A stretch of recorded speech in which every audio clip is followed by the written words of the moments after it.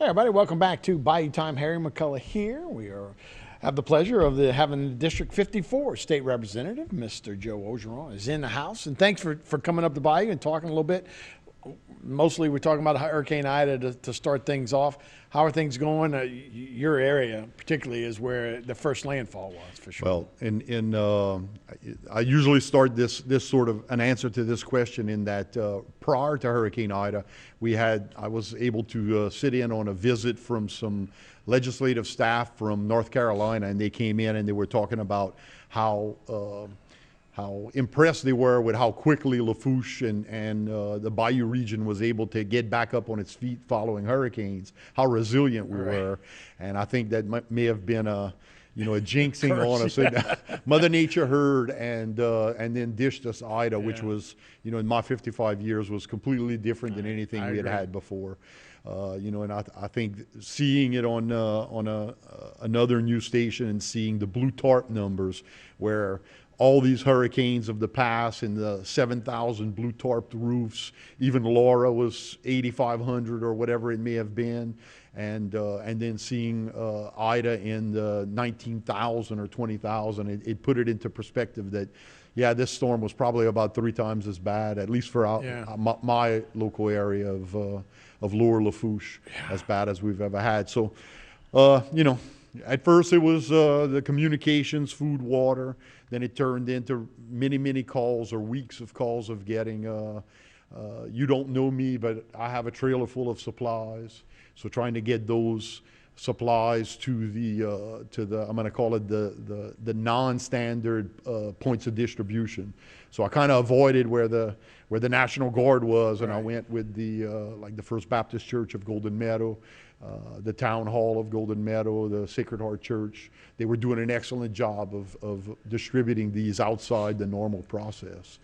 And then things turned to helping people with FEMA claims, SBA loans, kind of navigating through the bureaucracy.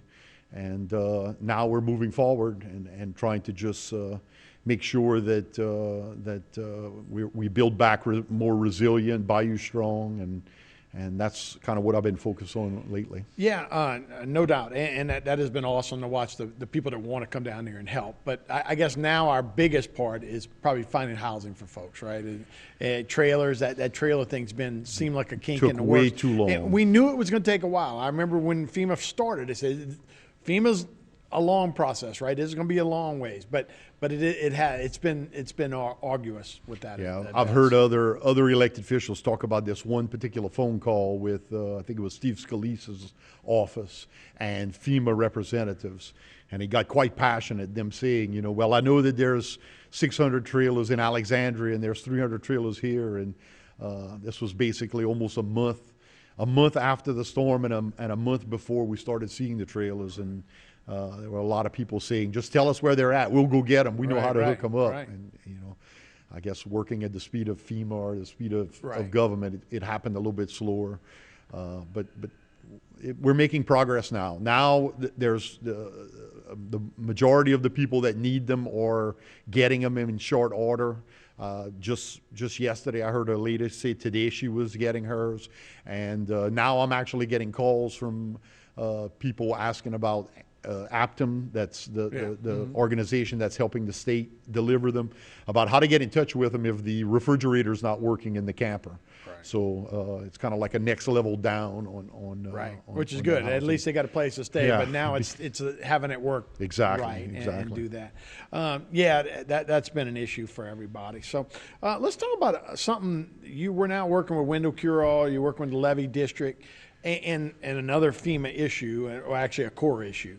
The Corps, you guys back in the day, built your own levees. Correct. The Corps it wasn't their levee, right? Of course, right. It would have never been built for 30 years if it was. But anyway, it's built, it's been working, but now you're trying to get them to give their stamp of approval.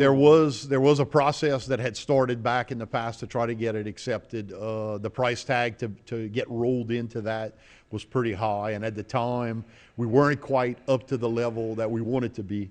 And let's just say our our levee district opted to, we'll put off the acceptance process to put another lift. Right. And fortunately we did that. We went that route. So that even though we're still not yet in formal good grace with the Corps, we're now re-engaging that, and we have the lift that saved us in Hurricane Ida. So you know, they got something called Risk Rating 2.0 that's coming out that uses some maps that as it is now we would have trouble. In other words, basically those maps say 12-foot storm surge comes through Lower Lafourche, all the houses have 12 feet in it, which we know following Ida is not the case. Right. The only place that didn't have it, right there in La Rose, got wet. That's right. Everybody else stayed dry.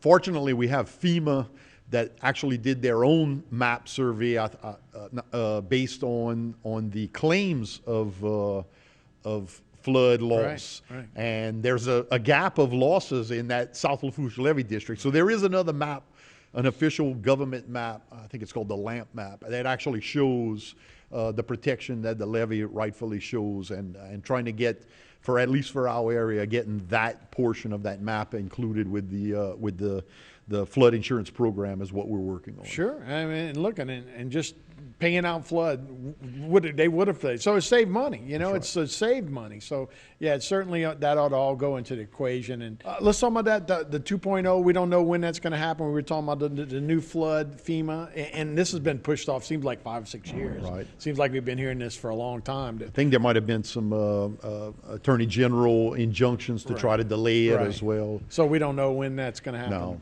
Okay. No.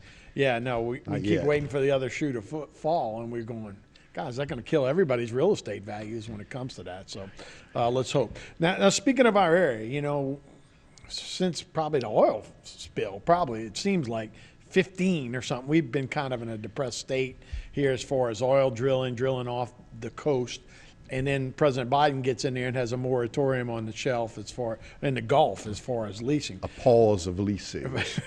Well, they opened it up, I think it was last Wednesday. Correct. And you were telling me it went from 12 the last lease sales to 120 this time. So there's some optimism. Just shelf properties. Right. There were more deep water sales as well. But having been in the oil and gas industry for the previous 20 years, in the lift boat business, and we use these lease sales as a forward-looking indicator of how much activity would be coming down the pipe, and just during 2017, 18, 19, and then of course with this administration putting a pause on it, it's you know, even though some of the prices had gone up, we had not seen the reinvestment, the feel of reinvestment in the offshore energy sector here in the Gulf of Mexico. And this particular lease sale that, again, thanks to Attorney General Jeff Landry and I think 12 other states that fought it, that got an injunction that the federal government actually had to do the lease sale. And surprisingly, it came out real good, and a lot of shelf properties as well got sold. So yeah, it's a good look. Yeah, it'd be nice to get everybody back to work. Now, obviously, COVID had a lot to do with it. I mean, you know, nobody was driving, so there's no demand for oil. We had tankers that was below zero as far as the cost of oil. I looked today, it was like $80-something, which is coming down a little bit because of the strategic reserve. They released, I think, 50 million barrels of the strategic reserve to try and bring that down a little bit. It just shows you, though, we were doing so good. We were energy independent.